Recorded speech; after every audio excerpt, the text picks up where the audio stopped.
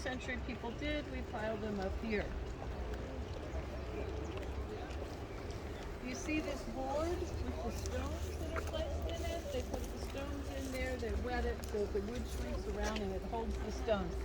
We lay this, it's called the threshing board, we lay it face down, we hook the yoke to a donkey, we toss a couple kids on top for weight, and they go around and around and around over the sheaves, and it knocks the grain loose from the sheaves. So if you remember, there is a story, Jesus and his disciples were walking through the wheat field. The disciples were plucking the heads of grain, rubbing them between their hands, and the wheat was left behind. It was the Sabbath, and the Pharisees kind of had a fit because they were working on the Sabbath. The Pharisees, there were 613 rules, but they had made rules on top of rules on top of rules on top of rules, so nobody broke the first rule. And the Sabbath, instead of being a day of rest, which is what the word Sabbath means, became a day of trial. Jesus looked at them and he said, Sabbath was made for man, not man for the Sabbath. So the Son of Man is Lord of the Sabbath. And that sort of shut them down temporarily. Any questions about wheat or threshing or anything? We can get out of the sun and go down and visit our shepherd, Abraham. We have sheep and goats.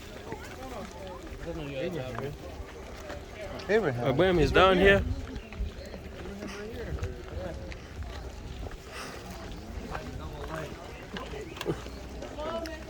Hello, Karen. You're late. I waited for you 2,000 years, but you never came. You're late. I'm here now. 2,000 years, and you're late. Come on, I'm here unacceptable. now, Abraham. Abraham, tell these people about your flock. Wow, it's a lot of people. Yes, yes, yes. But there's a few strays over there, see. Oh, well, Some goats over there. yes. All right, then, shall we? Yes. That we This shall. is our shepherd, Abraham. Shalom, Abraham. Hello, everybody. Hello. That's me. Can you stand close to him so your mic? Oh, yeah. A mic? Yeah, here. What's a mic? What is that? Just talk. What is that They- thing? It will make your voice louder. Interesting magic. What? How about this? You guys hear me? Yes, How about this? better. How about this? Okay, let's begin. So, first things first, good morning, good to see you all. Good morning. Of course, Abraham, father Abraham, but many sons. And behind me, as you can see, we have our lovely family of sheep and goats behind me. We here have 3 sheep, 2 goats, and a baby lamb inside there, somewhere. Now, let me tell you about sheep and goats, because they're very unique and has a very defining traits. So, for starters, their needs are pretty much the same. Food, water, care, love, and so on. Now, their personalities are vastly different, you see. The sheep, they're calm, they're docile, they're loyal, they're obedient, also very much dumb. Now, the goats, they're stubborn, they're reckless, they're independent, they're unruly, rebellious, always causing problems, always causing chaos, alright? Also, they're also very dumb too. Now, their relationship with the shepherd is also very different. So, here's an example. If I were to open this gate here and tell the sheep to follow me, they will follow me. Simple as that. But the goats, they will do one of 2 things. 1, not move at all. 2, run away somewhere else. Happens quite a lot, good exercise. Now this relationship between the shepherd and his flock, sheep and shepherd, is mentioned in many parts of the Bible.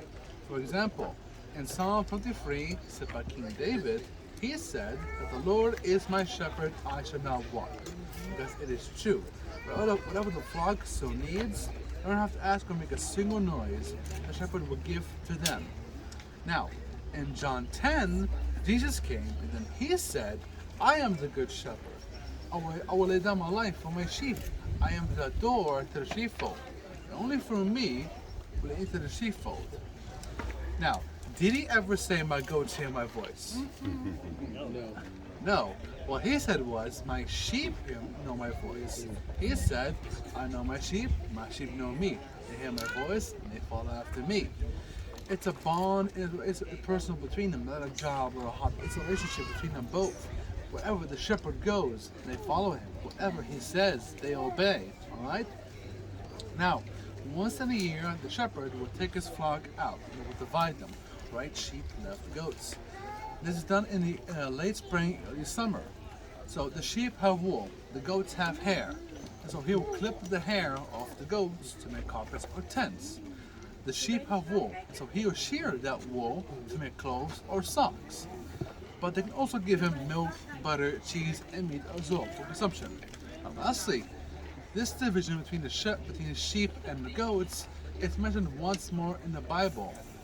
In Matthew 25, Jesus said, "When I return, I will separate the nations with my angels. The right will be the sheep, the left will be the goats.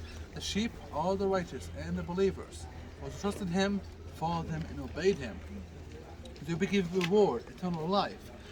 But the goats on the left-hand side, who do not follow him, who do not trust him or obey him, they will be given punishment forever and ever."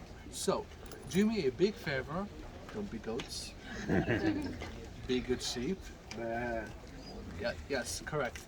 And follow your shepherdess very closely, alright? Amen. That'll be all. Have a great time. You too. Come this way. We're going to look at our first baby food.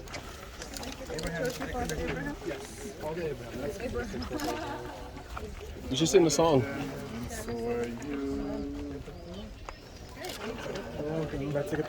Yes, you may. Come on in. To Abraham.